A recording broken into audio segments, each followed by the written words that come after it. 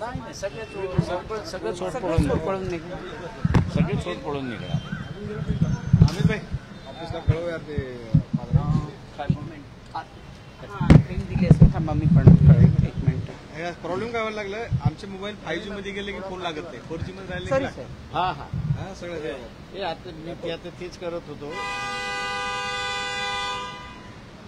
अमित भाई तुमचा फोन लागतो का असाइनमेंटला? बघा माझा लागत नाही. स्नेहा आउटपुट देते आहे. आंबेडकर सर प्रकाश आंबेडकर यांचं मिळालं का? बघा आउटपुट मिळालंय. हो हो ठीक हो आहे. हो एक मिनिट बाजूलाच आहे ना. सांगते मी तुला. सांगते. चला बोलाय का बाबा? प्रणाली माईक चालू आहे का? प्रणाली माईक माझं माईक.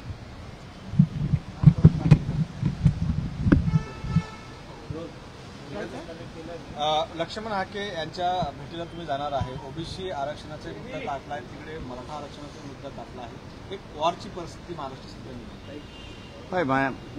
मला असं वाटतं की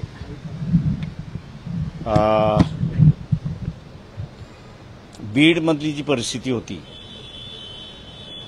तिला असताना शासनाने व्यवस्थित हाताळलं नाही असं मी त्या ठिकाणी मानतोय.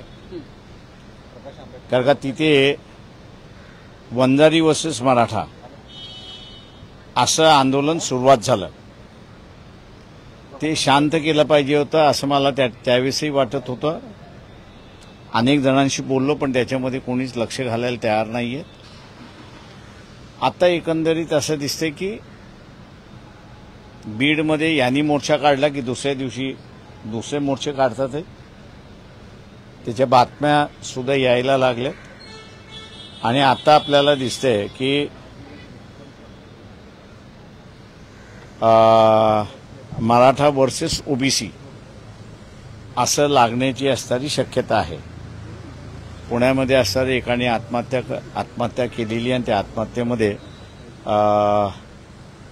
ओबीसींच्या नेत्याला विनंती केलेली आहे की मराठा समाजाला आरक्षण मिळावं.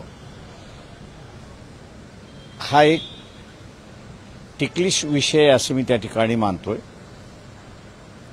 दुर्दैवाने इथले असणारे जे मराठा नेते आहेत 30 निवडून आणले त्याच्यापैकी अजिबात कोणी बोलायला तयार नाहीये किंवा भूमिका घ्यायला तयार नाहीये. जे काही भूमिका घेतात आहेत ते दुसरे तिसरे रँकमधल्या चळवळीमधले आहेत तेच भूमिका घेतात आहेत असं आपल्याला दिसतंय. त्याच्यामुळे हे नुसतं असणारा तमाशा बघणार की काय असं एकंदरीत चित्र त्या ठिकाणी दिसतंय. हाकेंच्या असणाऱ्या उपोषण चाललेलं आहे त्याला उद्या तिथे असणारा भेट ही देणार आहे. त्यांनाही शांतता कसं करता येईल या दृष्टीने आमचा असणारा प्रयत्न त्या ठिकाणी राहणार आहे. पण दुर्दैवाने या इलेक्शनमध्ये जो एक निकाल आला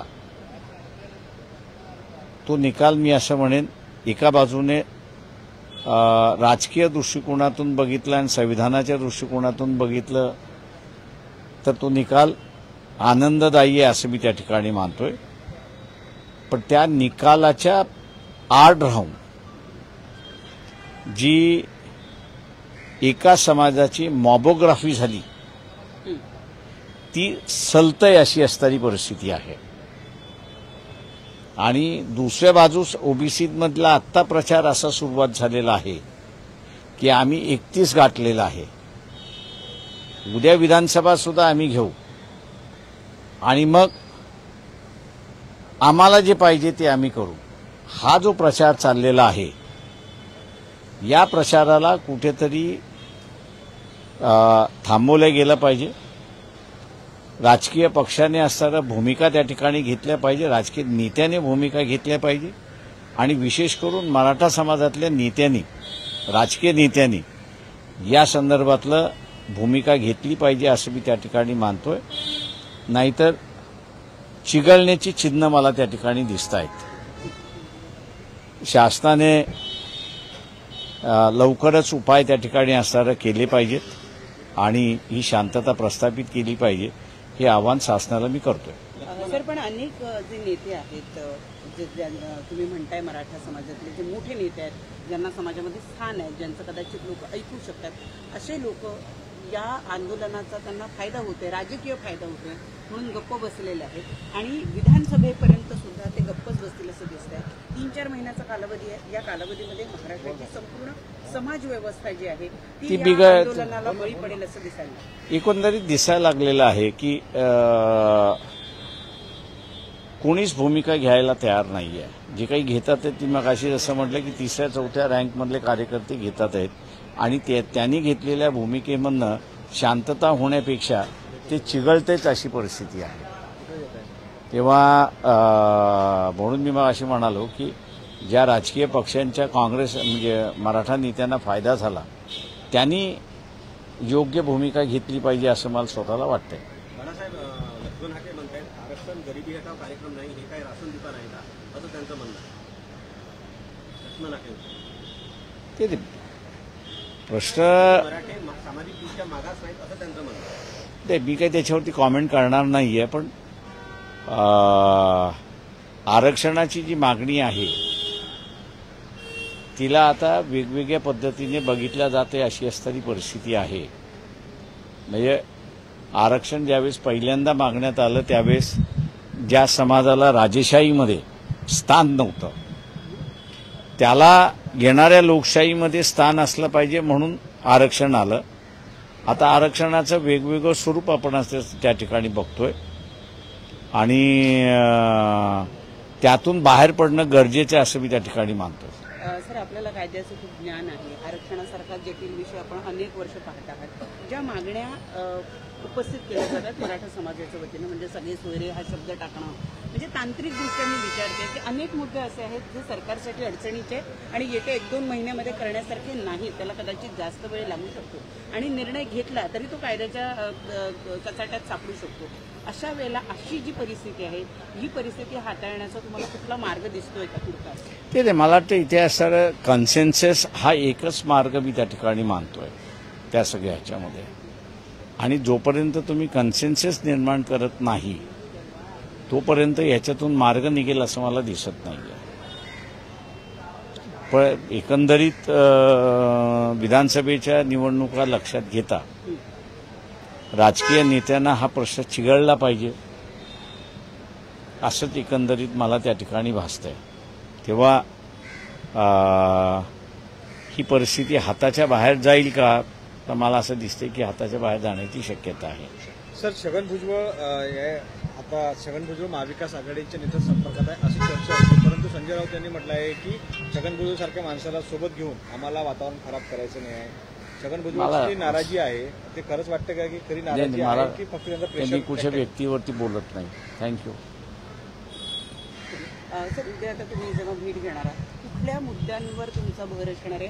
लक्ष्मण हाकेंना तुम्ही काय सांगणार? आम्ही असताना आम्ही जी भूमिका मांडलेली आहे की ओबीसीचं आरक्षण हे वेगळं असलं पाहिजे आणि त्यांचं ताट हे वेगळं असलं पाहिजे. शासनाला वाटत असेल की मराठा समाजाला द्यावं तर त्यांनी असताना त्यांचं वेगळं ताट द्यावं. ही भूमिका त्यांनी सुद्धा रिपीट करावी हे आम्ही असताना पाहणार आहोत. सर, आता आगामी विधानसभेच्या निवडणूक होणार आहे.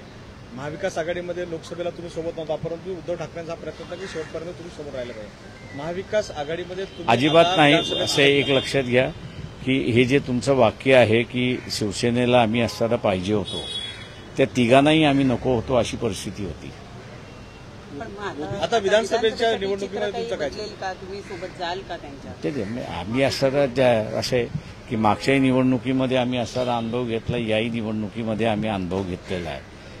त्याच्यामुळे असताना आता मी काही त्याच्यावरती कॉमेंट करणार नाही. पण विधानसभेची तयारी तुमची एकला चालूची आहे की मग सगळ्या पक्षांना सोबत घेऊन आला? ते आम्ही असं काय घडतं काय नाही अजून त्याचं ठरलेलं नाही. त्याच्यामुळे त्याच्यावरती सुद्धा मी काही भाष्य करू शकत नाही. पण त्या दिवशी पत्रकार परिषद महाविकास आघाडी झाली, त्याच्यामध्ये उद्धव ठाकरेंना हा प्रश्न विचारला आला की वंचित आपल्यासोबत नव्हती, घेण्याचा प्रयत्न होता. त्यांचं असं म्हणणं आहे की वंचित पण आमचे मित्र आहे, आम्ही त्यांना सोबत घेण्याचा प्रयत्न आहे, जे आमच्या विचाराचे सगळे आमच्या सोबत आहे. थँक्यू. दादा, मी अजितदादांसोबत नाही, मी राष्ट्रवादीसोबत आहे असं छगन भुजबळ म्हणताय. यांच्या या विधानाचा काय अर्थ घ्यायचा? त्यांनाच विचारला पाहिजे. तरी पण त्यांनाच विचारला पाहिजे. Okay thank you.